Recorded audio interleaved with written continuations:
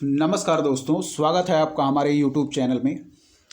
दोस्तों, हम लोग घटना चक्र पूर्वावलोकन के तहत आज एक नया चैप्टर गांधी एवं उनसे संबंधित प्रारंभिक आंदोलन स्टार्ट करेंगे। दोस्तों इस चैप्टर से संबंधित बहुत सारे प्रश्न परीक्षाओं में पूछे जाते हैं। यह भी एक घटना चक्र पूर्वावलोकन के तहत बहुत ही महत्वपूर्ण चैप्टर है। हम लोग देखेंगे दोस्तों इसमें क्या क्या प्रश्न दिए गए हैं। ठीक है दोस्तों, चलिए शुरू करते हैं पहले प्रश्न से। क्या कह रहा है हमारा पहला प्रश्न? पहला प्रश्न कह रहा है दोस्तों कि करमचंद गांधी दीवान थे। क्या कह रहा है कि करमचंद गांधी दीवान थे।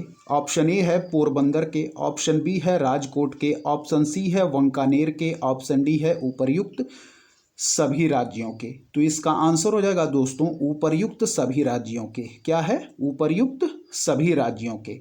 तो क्या दिया गया है कि करमचंद गांधी दीवान थे पोरबंदर के, राजकोट के, वांकानेर के, उपर्युक्त सभी राज्यों के। तो इसका आंसर हो जाएगा दोस्तों उपर्युक्त सभी राज्यों के। चलिए दोस्तों बढ़ते हैं अगले प्रश्न की तरफ। अगला प्रश्न हमारा क्या कह रहा है कि निम्न में से किस कॉलेज में गांधी जी ने पढ़ाई की थी। क्या कह रहा है कि निम्न में से किस कॉलेज में गांधी जी ने पढ़ाई की थी। ऑप्शन ए दिया है दोस्तों Samaldas college Bhavnagar, Dharmendra Singh ji college Rajkot, Gujarat college Ahmedabad, Bahauddin college Junagadh. ई उपर्युक्त में से कोई नहीं, उपर्युक्त में से एक से अधिक। तो इसका आंसर हो जाएगा दोस्तों कि निम्न में से किस कॉलेज में गांधी जी ने पढ़ाई की थी। तो आंसर हो जाएगा सामलदास कॉलेज भावनगर। क्या है? सामलदास कॉलेज भावनगर। तो गांधी जी ने पढ़ाई की थी सामलदास कॉलेज भावनगर। इस प्रकार इसका सही उत्तर हो जाएगा option A Samaldas college Bhavnagar. ठीक है दोस्तों, चलिए बढ़ते हैं अगले प्रश्न की तरफ। हमारा अगला प्रश्न क्या कह रहा है, जो कि है हमारा तीसरा नंबर प्रश्न कि दक्षिण अफ्रीका में रहने की अवधि के दौरान। क्या कह रहा है कि दक्षिण अफ्रीका में रहने की अवधि में महात्मा गांधी ने निम्न में से जिस पत्रिका का प्रकाशन किया उसका नाम था। क्या है? दक्षिण अफ्रीका में रहने की अवधि में महात्मा गांधी ने निम्न में से जिस पत्रिका का प्रकाशन किया उसका नाम था। ऑप्शन ए है दोस्तों नवजीवन, ऑप्शन बी है इंडिया गजट, ऑप्शन सी है अफ्रीकनर, ऑप्शन डी है इंडियन ओपिनियन। ठीक है, क्या है? ऑप्शन ए है नवजीवन, ऑप्शन बी है इंडिया गजट, ऑप्शन सी है अफ्रीकनर और ऑप्शन डी है इंडियन ओपिनियन। तो इसका आंसर हो जाएगा दोस्तों इंडियन ओपिनियन। कि दक्षिण अफ्रीका में रहने की अवधि में महात्मा गांधी ने निम्न में से जिस पत्रिका का प्रकाशन किया उसका नाम था इंडियन ओपिनियन। चलिए दोस्तों बढ़ते हैं अगले प्रश्न की तरफ। क्या कह रहा है? ठीक है दोस्तों, चलिए हम लोग देखेंगे क्या कह रहा है कि महात्मा गांधी द्वारा, क्या कह रहा है, महात्मा गांधी द्वारा दक्षिण अफ्रीका में प्रकाशित समाचार पत्र का नाम क्या था। ठीक है, कि महात्मा गांधी द्वारा दक्षिण अफ्रीका में प्रकाशित समाचार पत्र का नाम क्या था। ऑप्शन ए है the Indian Opinion, option B है नेशनल हेराल्ड, ऑप्शन सी है लीडर, ऑप्शन डी है द पायनियर। ठीक है, तो इसका आंसर हो जाएगा दोस्तों द इंडियन ओपिनियन, यानी कि ऑप्शन ए। ठीक है, चलिए बढ़ते हैं दोस्तों अगले प्रश्न की तरफ, जो कि है हमारा पांचवा नंबर प्रश्न। क्या कह रहा है पांचवा नंबर प्रश्न? हम लोग देखेंगे कि फिनिक्स फार्म कहाँ है। क्या कह रहा है कि फिनिक्स फार्म कहाँ है। ऑप्शन ए है सूरतगढ़, ऑप्शन बी है एसेक्स इंग्लैंड, ऑप्शन सी है डरबन दक्षिण अफ्रीका, ऑप्शन डी है कंपाला। तो इसका आंसर हो जाएगा दोस्तों कि फिनिक्स फार्म है वह है हमारा डरबन दक्षिण अफ्रीका में। ठीक है, डरबन दक्षिण अफ्रीका में। इस प्रकार इसका आंसर हो जाएगा ऑप्शन सी। ठीक है दोस्तों, चलिए बढ़ते हैं हम लोग अगले प्रश्न की तरफ। अगला प्रश्न हमारा क्या कह रहा है कि एम.के. गांधी समर्थक थे। क्या है? एम.के. गांधी समर्थक थे। ऑप्शन ए है मार्क्सवादी समाजवाद के, ऑप्शन बी है श्रेणी समाजवाद के, ऑप्शन सी है आदर्शवाद के, ऑप्शन डी है दार्शनिक अराजकतावाद के। फिर देखेंगे, ऑप्शन ए है मार्क्सवादी समाजवाद के, ऑप्शन बी है श्रेणी समाजवाद के, ऑप्शन सी है आदर्शवाद के, ऑप्शन डी है दार्शनिक अराजकतावाद के। तो इसका आंसर हो जाएगा दोस्तों कि एम.के. गांधी समर्थक थे दार्शनिक अराजकतावाद के। क्या है?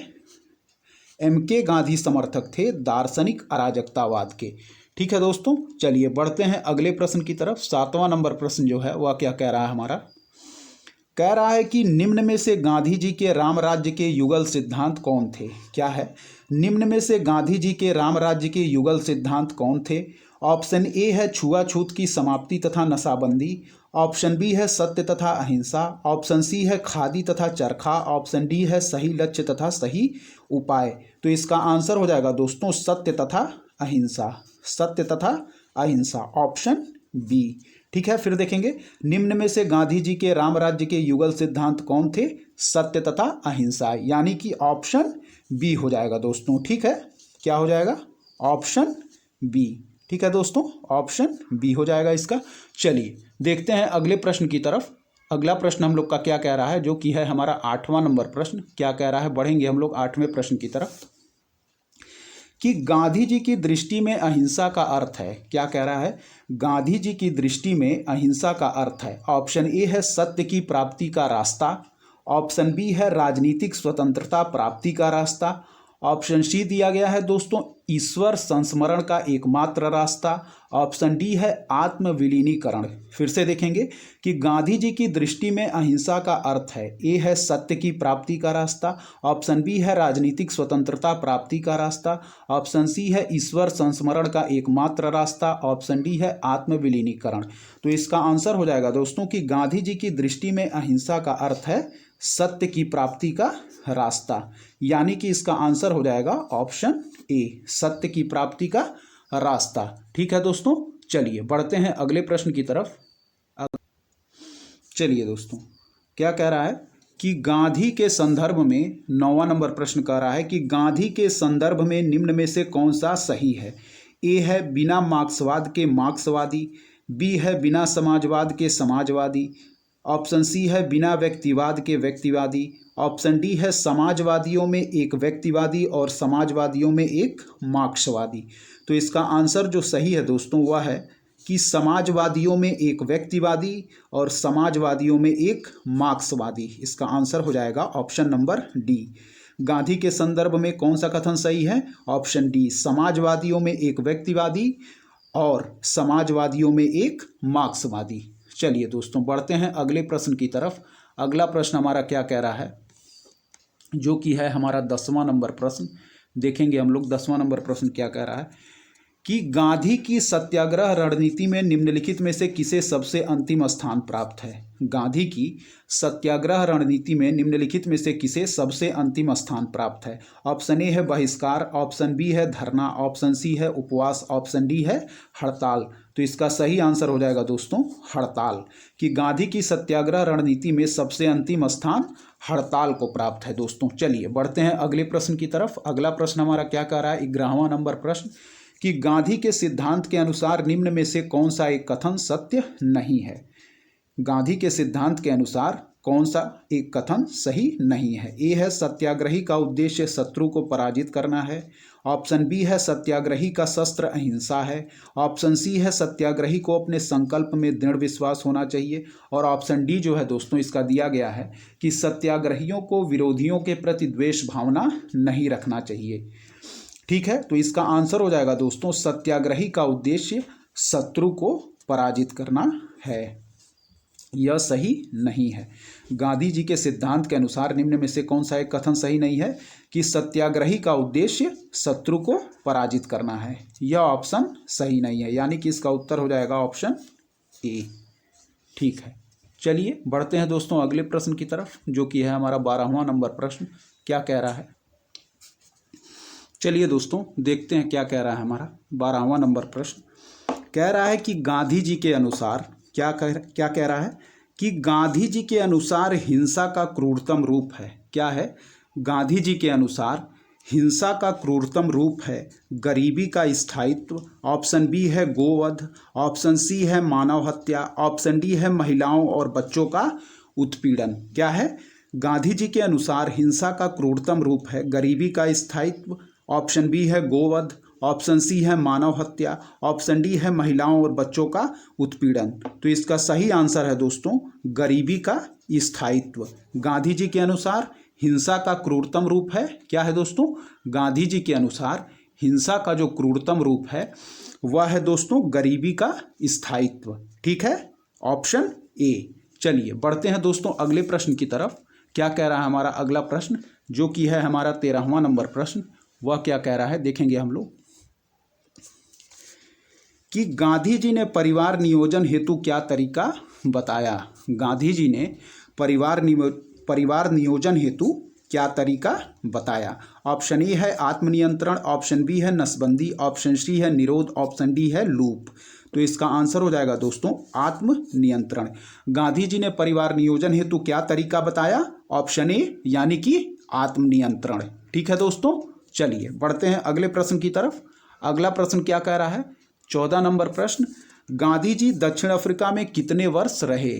क्या कह रहा है कि गांधी जी दक्षिण अफ्रीका में कितने वर्ष रहे थे। ठीक है दोस्तों, तो क्या हो जाएगा इसका आंसर, गांधी जी दक्षिण अफ्रीका में कितने वर्ष रहे थे। ऑप्शन ए है 20 वर्ष, ऑप्शन बी है 21 वर्ष, ऑप्शन सी है 16 वर्ष, ऑप्शन डी है 15 वर्ष।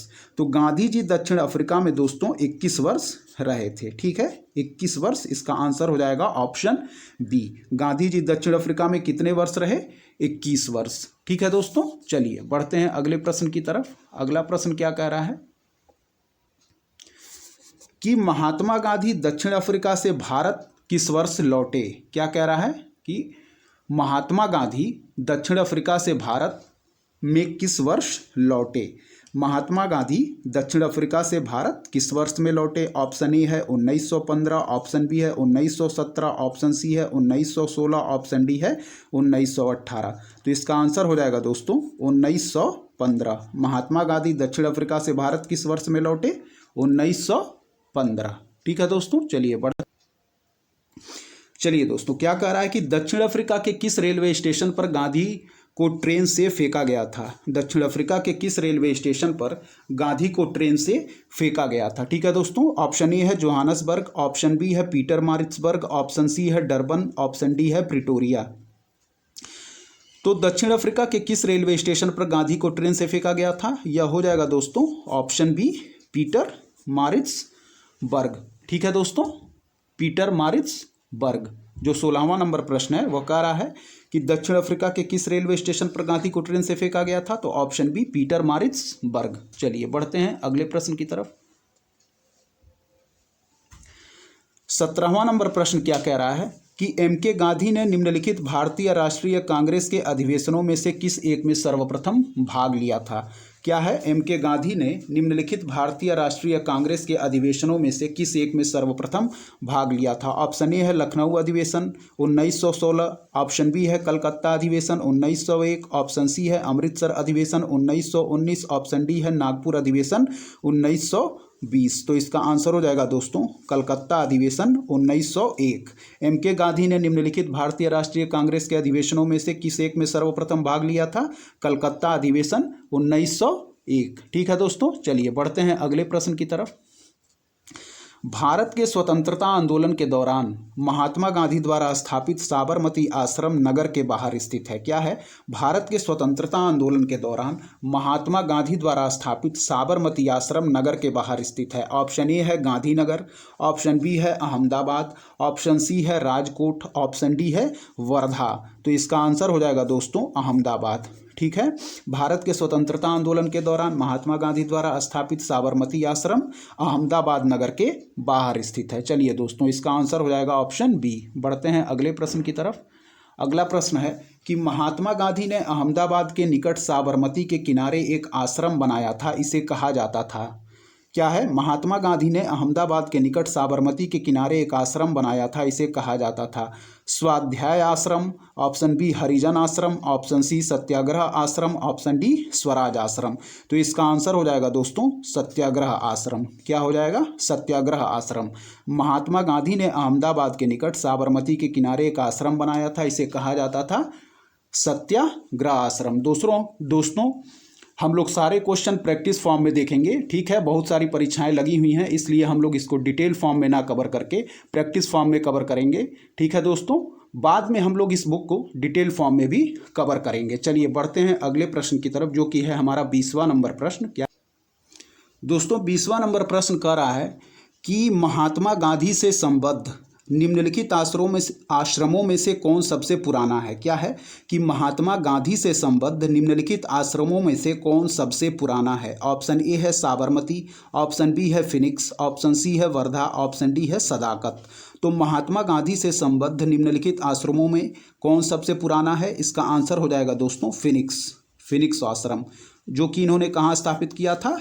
दक्षिण अफ्रीका में वर्ष 1904 में। इसका ऑप्शन हो जाएगा ऑप्शन बी फिनिक्स।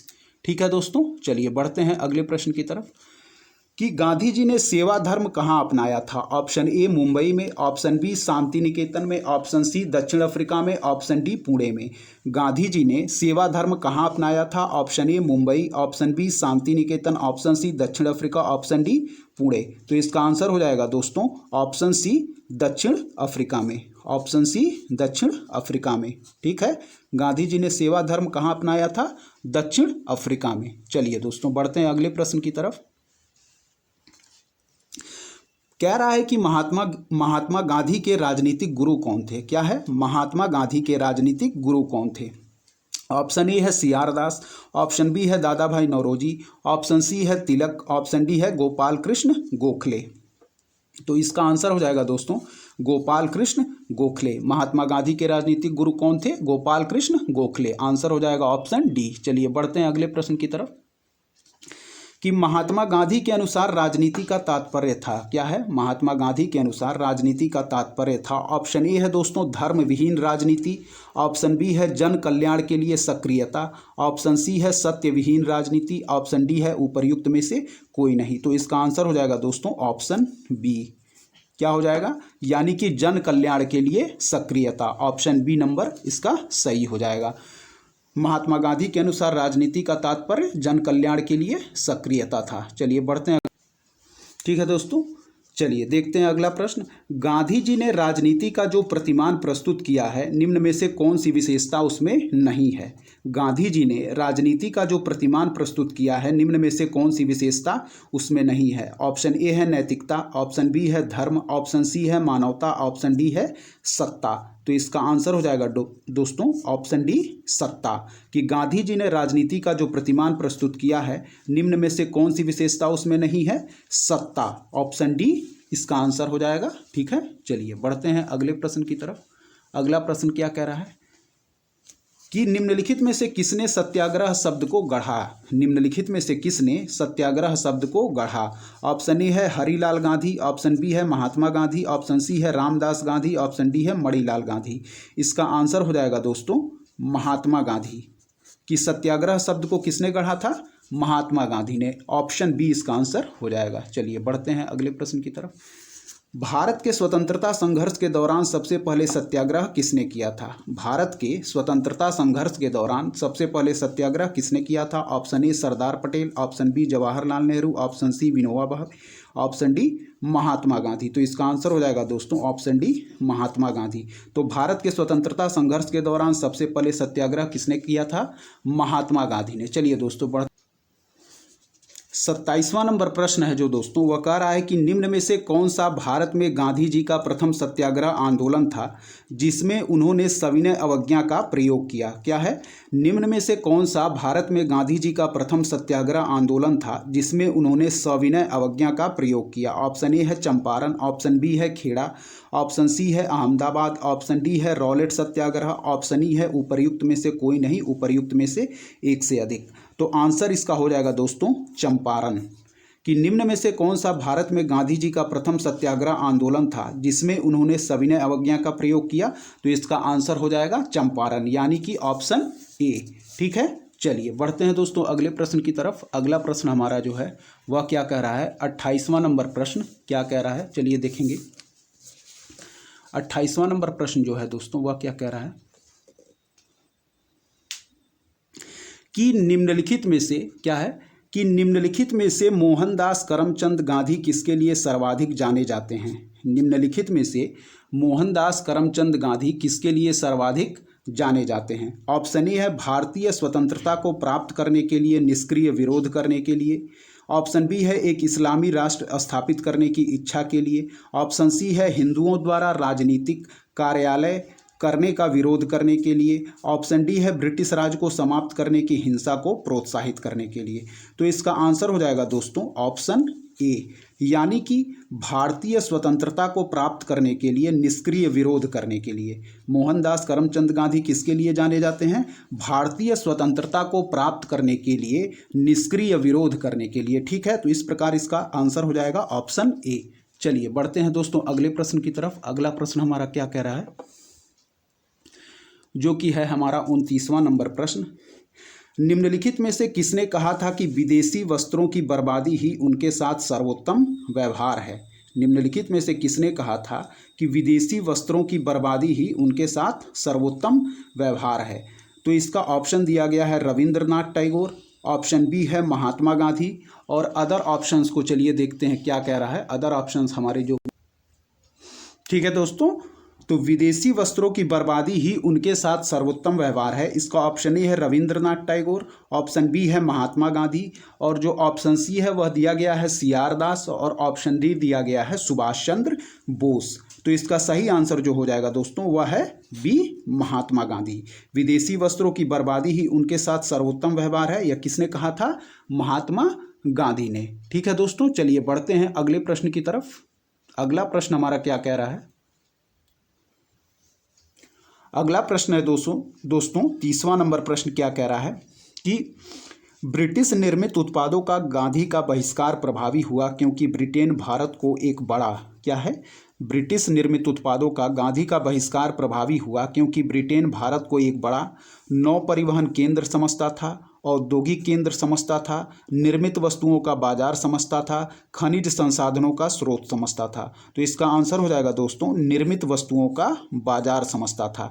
ब्रिटिश निर्मित उत्पादों का गांधी का बहिष्कार प्रभावी हुआ क्योंकि ब्रिटेन भारत को एक बड़ा निर्मित वस्तुओं का बाजार समझता था। ऑप्शन सी इसका सही आंसर हो जाएगा। ठीक है, चलिए बढ़ते हैं अगले प्रश्न की तरफ।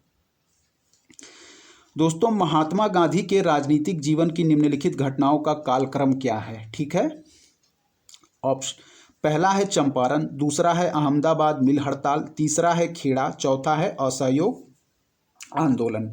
हम लोग देखेंगे दोस्तों चंपारण जो हुआ था वह हुआ था 1917 में, अहमदाबाद मिल हड़ताल हुआ था फरवरी मार्च 1918 में, खेड़ा जो हुआ था वह हुआ था मार्च 1918 में, असहयोग आंदोलन हुआ था वह 1920 से 22 में। तो ये ऑलरेडी दोस्तों क्या है, ऑलरेडी यह क्रम में रखा हुआ है। चंपारण पहले होगा 1917, फिर होगा अहमदाबाद मिल हड़ताल फरवरी मार्च 1918, फिर होगा खेड़ा मार्च 1918, और लास्ट में होगा दोस्तों असहयोग आंदोलन। इस प्रकार हमारा सही आंसर हो जाएगा ऑप्शन बी 1, 2, 3 और 4। ठीक है, चलिए बढ़ते हैं अगले प्रश्न की तरफ। अगला प्रश्न क्या कह रहा है कि नीचे दिए गए कूट का उपयोग करते हुए निम्नलिखित घटनाओं को सही कालानुक्रम से निर्दिष्ट कीजिए। जो हमारी पहली घटना है वह दिया गया है रॉलेट एक्ट के विरुद्ध सत्याग्रह, फिर दिया गया है चंपारण सत्याग्रह, फिर दिया गया है दोस्तों खेड़ा किसान आंदोलन, फिर दिया गया है अहमदाबाद मिल हड़ताल। ठीक है, रॉलेट एक्ट के विरुद्ध सत्याग्रह, फिर दिया गया है चंपारण सत्याग्रह, फिर दिया गया है खेड़ा किसान आंदोलन, फिर दिया गया है अहमदाबाद मिल हड़ताल। ठीक है दोस्तों, तो चलिए इसके ऑप्शंस हम लोग देखते हैं क्या दिया, सुमेल करते हैं हम लोग। तीसरा दिया गया है दोस्तों खेड़ा किसान आंदोलन, चौथा है अहमदाबाद मिल हड़ताल। ठीक है दोस्तों, चलिए हम लोग इसको सुमेल करते हैं। तो पहले हो जाएगा दोस्तों, सबसे पहले हमारा हो जाएगा वह है चंपारण सत्याग्रह 1917 में। ठीक है, चंपारण सत्याग्रह 1917, फिर हो जाएगा दोस्तों हमारा अहमदाबाद मिल हड़ताल। ठीक है, फिर हो जाएगा हमारा खेड़ा किसान आंदोलन मार्च 1918, और लास्ट हो जाएगा दोस्तों हमारा रॉलेट एक्ट सत्याग्रह, रॉलेट एक्ट सत्याग्रह। ठीक है, फिर हम लोग क्रम देखेंगे। पहला हमारा हो जाएगा दोस्तों चंपारण सत्याग्रह 1917 में। ठीक है, फिर हो जाएगा हमारा अहमदाबाद मिल हड़ताल फरवरी मार्च 1918 में, फिर हो जाएगा दोस्तों खेड़ा किसान आंदोलन मार्च 1918 में, और लास्ट में होगा हमारा रॉलेट एक्ट के विरुद्ध सत्याग्रह। इस प्रकार हमारा आंसर जो हो जाएगा वह है 2, 4, 3 और 1। ठीक है दोस्तों, चलिए बढ़ते हैं अगले प्रश्न की तरफ। अगला प्रश्न क्या कह रहा है हमारा कि निम्न में से महात्मा गांधी का भारत में पहला सत्याग्रह कौन सा था। निम्न में से महात्मा गांधी का भारत में पहला सत्याग्रह कौन सा था। अहमदाबाद, बारदोली, चंपारण, वैक्तिक या उपर्युक्त में से कोई नहीं, उपर्युक्त में से एक से अधिक। तो महात्मा गांधी का भारत में पहला सत्याग्रह था वह दोस्तों चंपारण था। Option C. कब? 1917 में। इस प्रकार इसका आंसर हो जाएगा ऑप्शन सी। चलिए बढ़ते हैं अगले प्रश्न की तरफ। अगला प्रश्न क्या कह रहा है कि निम्न में से कौन महात्मा गांधी के बारे में सही है। उन्होंने अपनी प्रारंभिक शिक्षा, पहला है, उन्होंने अपनी प्रारंभिक शिक्षा राजकोट में प्राप्त की थी। यह ऑप्शन सही है दोस्तों, ठीक है। फिर कह रहा है कि कस्तूरबा के साथ उनका विवाह 13 वर्ष की आयु में हुआ था। यह भी सही है। उन्होंने विधि का अध्ययन द इनर टेम्पल लंदन में किया था। यह भी सही है। वे रस्किन की पुस्तक अनटू दिस लास्ट से सर्वाधिक प्रभावित हुए थे। यह भी सही है दोस्तों, ठीक है। फिर से एक बार देख लेंगे। उन्होंने अपनी प्रारंभिक शिक्षा राजकोट में प्राप्त की थी। यह भी सही है। कस्तूरबा के साथ उनका विवाह 13 वर्ष की आयु में हुआ था। यह भी सही है। उन्होंने विधि का अध्ययन द इनर टेम्पल लंदन में किया था। यह भी सही है। वे रस्किन की पुस्तक अनटू दिस लास्ट से सर्वाधिक प्रभावित हुए थे। यह भी सही है। इस प्रकार इसका आंसर हो जाएगा दोस्तों 1, 2, 3 एवं 4। चलिए देखते हैं। चलिए दोस्तों 35वां नंबर प्रश्न क्या कह रहा है हमारा कि महात्मा गांधी ने कहा था कि उनकी कुछ सबसे गहन धारणाएं अनटू दिस लास्ट नामक पुस्तक में प्रतिबिंबित होती हैं और इस पुस्तक ने उनके जीवन को बदल डाला। इस पुस्तक का वह संदेश क्या था जिसने महात्मा गांधी को बदल डाला। ऑप्शन ए है दोस्तों, सुशिक्षित व्यक्ति का यह नैतिक दायित्व है कि वह शोषित तथा निर्धनों का उत्थान करे। ऑप्शन ए है। ऑप्शन बी है, व्यक्ति का कल्याण सबके कल्याण में निहित है। ऑप्शन सी है, उच्च जीवन के लिए ब्रह्मचर्य तथा आध्यात्मिक चिंतन अनिवार्य है। ऑप्शन डी है, इस संदर्भ में सभी उपर्युक्त ए, बी तथा सी कथन सही हैं। ठीक है, ऑप्शन देखेंगे कि क्या कहा गया है क्वेश्चन में। महात्मा गांधी ने कहा था कि उनके कुछ सबसे गहन धारणाएं अनटू दिस लास्ट नामक पुस्तक में प्रतिबिंबित होती हैं और इस पुस्तक ने उनके जीवन को बदल डाला। इस पुस्तक का वह संदेश क्या था जिसने महात्मा गांधी को बदल डाला। तो इसका आंसर हो जाएगा दोस्तों ऑप्शन नंबर ये हो जाएगा, ऑप्शन ए नहीं, ऑप्शन नंबर बी होगा इसका आंसर। ऑप्शन बी कि व्यक्ति का कल्याण होगा दोस्तों, व्यक्ति का कल्याण सबके कल्याण में निहित है। ऑप्शन बी, व्यक्ति का कल्याण सबके कल्याण में निहित है। ठीक है दोस्तों, चलिए बढ़ते हैं अगले प्रश्न की तरफ। अगला प्रश्न क्या कह रहा है कि गांधीवादी विचारधारा किनसे प्रभावित रही। गांधीवादी विचारधारा किनसे प्रभावित रही। ऑप्शन ए है रस्किन से, ऑप्शन बी है थोरो से, ऑप्शन सी है टॉलस्टॉय से, ऑप्शन डी है उपर्युक्त सभी से। तो गांधीवादी विचारधारा जो थी दोस्तों वह रस्किन से भी प्रभावित थी, थोरो से भी प्रभावित थी, टॉलस्टॉय से भी प्रभावित थी। तो इसका आंसर क्या हो जाएगा, उपर्युक्त सभी, यानी रस्किन से भी, थोरो से भी, टॉलस्टॉय से भी। तो आंसर हो जाएगा ऑप्शन डी, उपर्युक्त सभी से। चलिए बढ़ते हैं अगले प्रश्न की तरफ। निम्न में से किस आंदोलन से गांधी जी संबंधित नहीं थे। ऑप्शन क्या दिया गया है, निम्न में से किस आंदोलन से गांधी जी संबंधित नहीं थे। ऑप्शन दिया गया है स्वदेशी आंदोलन, ऑप्शन बी खिलाफत आंदोलन, ऑप्शन सी व्यक्तिक सत्याग्रह आंदोलन, ऑप्शन डी है भारत छोड़ो आंदोलन। तो इसका आंसर हो जाएगा दोस्तों स्वदेशी आंदोलन। गांधी जी स्वदेशी आंदोलन से संबंधित नहीं थे। ठीक है, तो इसका आंसर हो जाएगा ऑप्शन ए। चलिए बढ़ते हैं अगले प्रश्न।